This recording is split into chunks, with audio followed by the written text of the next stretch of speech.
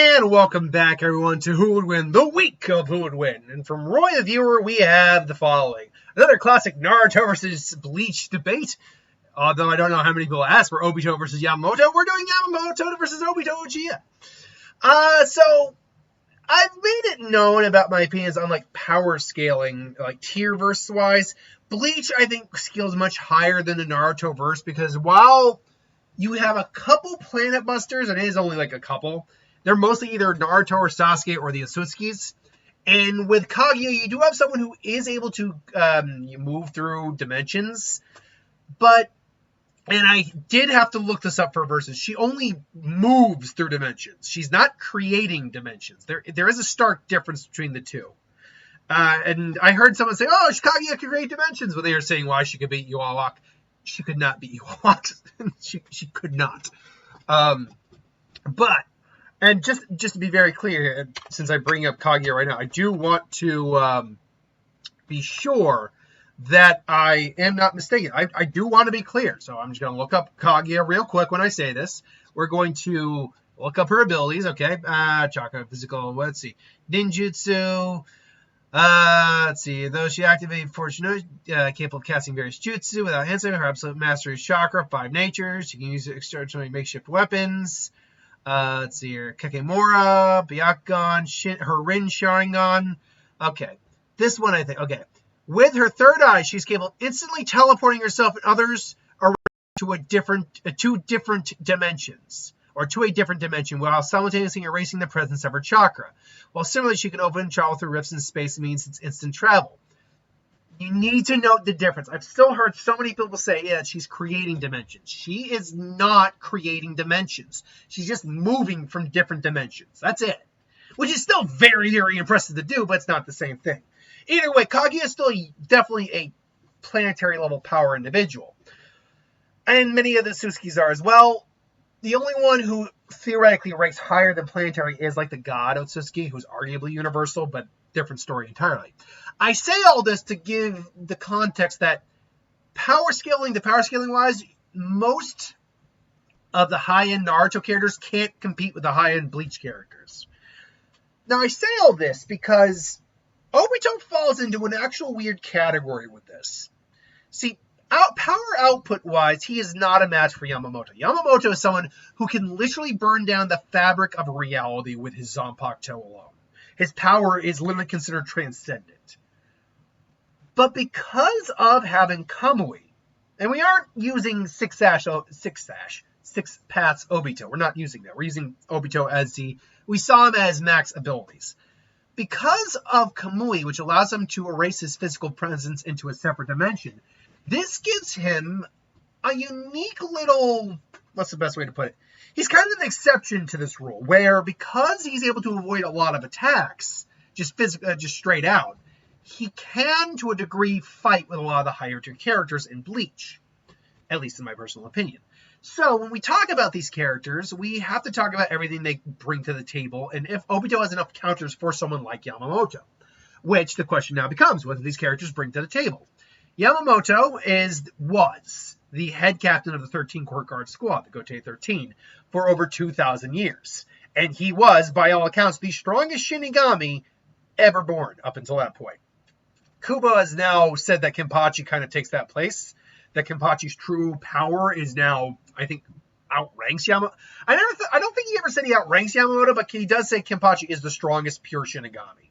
Which, that would have been Yamamoto too, so... And he beat an individual that young Yamamoto without a Zanpakuto admittedly couldn't do, and he did it in one hit. So, it stands to reason Kenpachi right now actually might be stronger than Yamamoto. But there would have to be, I'd like to hear Club Outside, I think it's called, question about Yamamoto versus Kenpachi. That would be cool, and be a good confirmation. But regardless, he was so strong that even the top tier characters are like, we need avenues around him.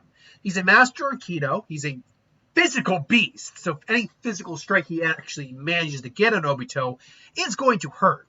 Because of Shimpo, which he's a master of, he can move at basically light speeds. Shimpo basically gives you light speed, more or less.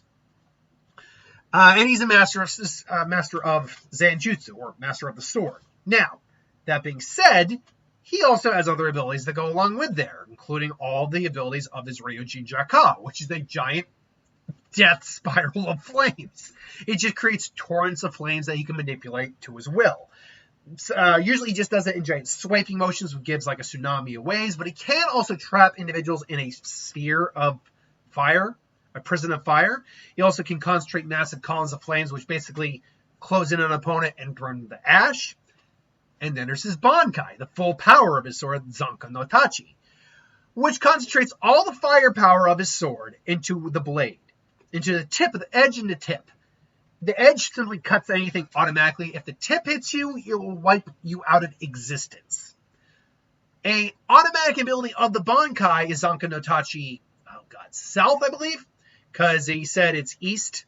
So yeah, it's Zanka no Tachi east. Yeah, Zanka no Tachi east is the blade. Zanka no Tachi south is the automatic cloak of Ryatsu with the heat of the sun, which literally is melting the ground as he walks and could actually burn down the entirety of the Soul Society, which is its own separate universe, which is its own separate dimension and reality. Then there's Zanka no Tachi South. I'm not bothering to remember the names because they're very complex, where he can literally stab a sword in the ground and summon the charred skeletal remains of everyone he's ever killed to fight on his behalf. And then there's Zanka no Tachi North, which basically concentrates all the firepower of the Bankai into one full-on slash effect that just incinerates what it touches.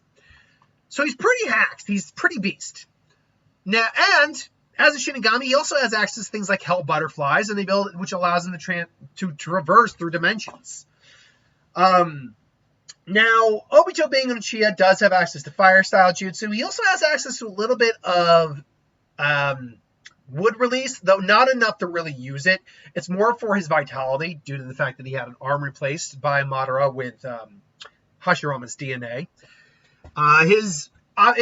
And if we're adding the Rinnegan to this, which I think is fair, he can summon the Geto-Ma statue. Obviously, though, his big things would be his Rinnegan, which his Rinnegan does give him access to 6 paths abilities. Mind you, he doesn't use a lot of them, just due to the fact that one Rinnegan alone is difficult enough for him to use, but he does still theoretically have capabilities of the 6 paths, which include gravity manipulation from Senra Tensei, Almighty Push, to Busho Tenin, Almighty Pull, and Chibaku Tensei, which creates essentially an energy well or gravity well, which basically is what created the moon in the Naruto-verse, and creates like a little small planet for containing something because of all the gravity and everything crushing you down. Ability to absorb chakra from the Preta path, the ability to summon any animal with the animal path, the ability to steal souls and read minds with the human path, provided he's actually able to grab him. The ability to... I'm missing 2. The ability of the Azura path to essentially create any sort of weaponry from your body and turn it into this mechanical monstrosity. And the ability of the Naraka? I believe it's Naraka path, where it's basically like a lie detector that can steal your soul and give recovery abilities to other paths and people. And then there's his Sharingan, which would be able to track movements. Even if he can't keep up with it, he should be able to track pretty fast individuals, although there's a limit. And his Mangekyo, which gives him access to Kamui. Now, he only has one of his eyes. Kakashi has the offensive part of Kamui, which allows him to do the offensive part. Allows him to basically open up a portal to Kamui dimension and just, from a distance, and just suck something in. Obito has the defensive capability, where it allows him to basically become intangible, put parts of his body in the Kamui dimension.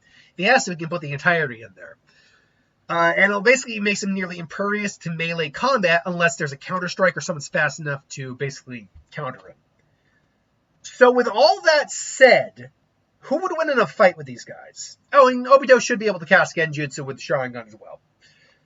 Who would win between these two? This is interesting because Obito has the right, not counter, but right tool to keep away from death with Yamamoto.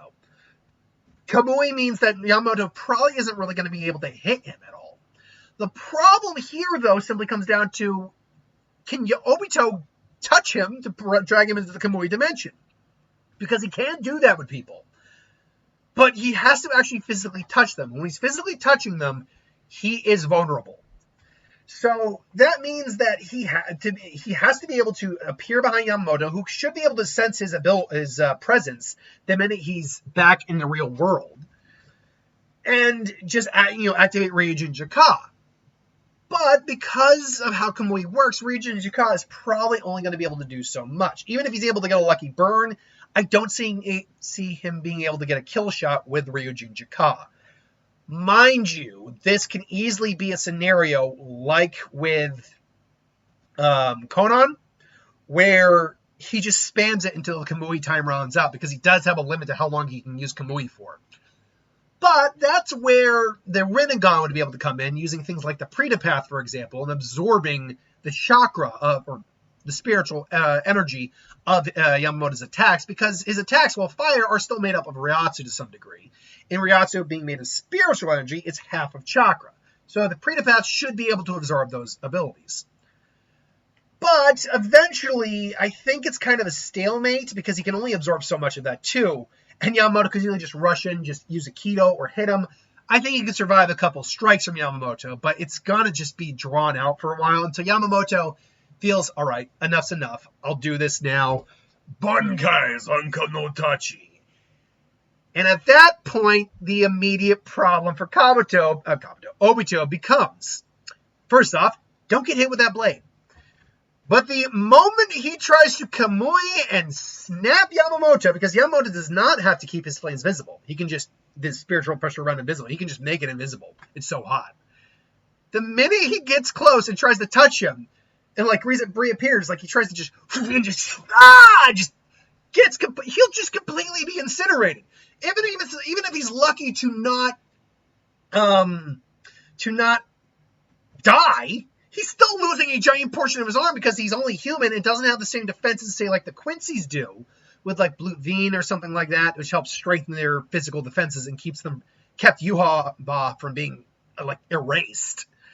The fake Yuha, but still kept him from being erased. So, yeah, it's one of those things that Yamamoto could definitely just keep Obito at bay for an indefinite amount of time. But once Bankai is activated, Obito's own strategy would be up in smoke.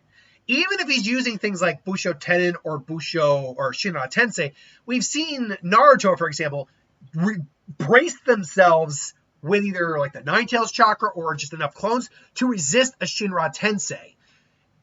So a strong enough opponent could honestly just be like, just not be pushed back. And Yamamoto, I do think, classifies as a strong enough opponent for that. Even Chibaku Tensei, if you attack the focal point of that attack, the little orb, you can destroy the attack, and Yamamoto can literally destroy an entire dimension with his power.